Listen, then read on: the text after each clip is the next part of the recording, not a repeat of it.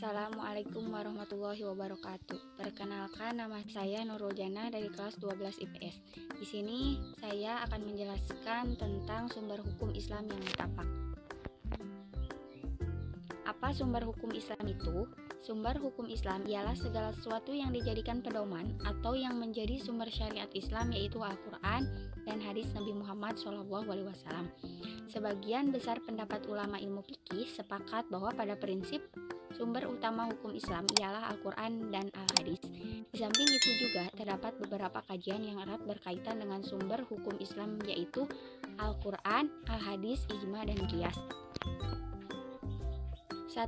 Al-Quran. Al-Quran adalah sumber hukum yang utama dari semua ajaran syariat Islam. Kisah Al-Quran diturunkan kepada Nabi Muhammad SAW di saat Nabi menerima wahyu pertama di Gua Hira, yaitu pada tahun 610 Masehi.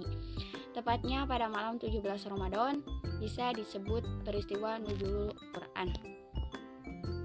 Dilihat dari kejelasan maknanya, ayat Al-Quran terbagi menjadi dua, yaitu 1. Ayat muhkamat, artinya ayat yang jelas maknanya, tidak ada ragu lagi ketika memahaminya. 2. Ayat mutasabihat, artinya ayat yang tidak pasti arti dan maknanya sehingga dapat dipahami dengan beberapa kemungkinan. 2. Al-Hadis. Hadis menurut istilah syara ialah hal-hal yang datang dari Rasulullah SAW, baik itu ucapan, perbuatan, atau pengakuan, atau takrir.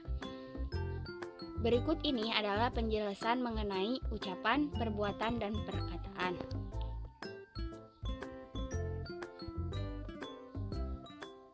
Fungsi hadis. 1. Menguatkan dan menegaskan hukum-hukum yang tersebut dalam Al-Quran atau disebut fungsi takkid dan takrir. 2. Membatasi apa-apa yang dalam Al-Quran disebutkan secara umum. 3. Memperluas maksud dari sesuatu yang tersebut dalam Al-Quran. 4. Menjelaskan arti yang masih samar dalam Al-Quran. 3. Ijma.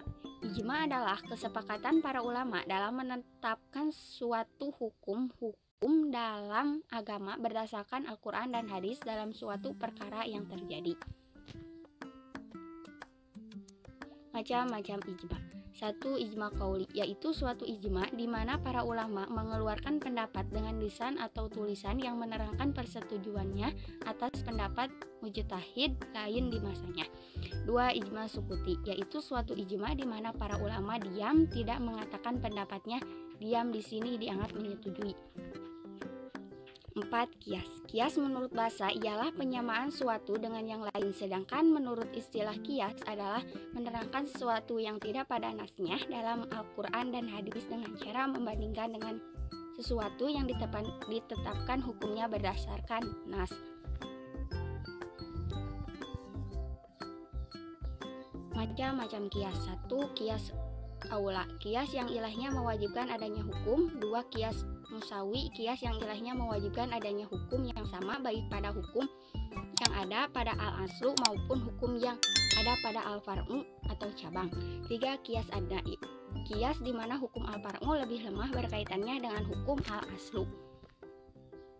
Sekian dan terima kasih, semoga bermanfaat. Wassalamualaikum warahmatullahi wabarakatuh.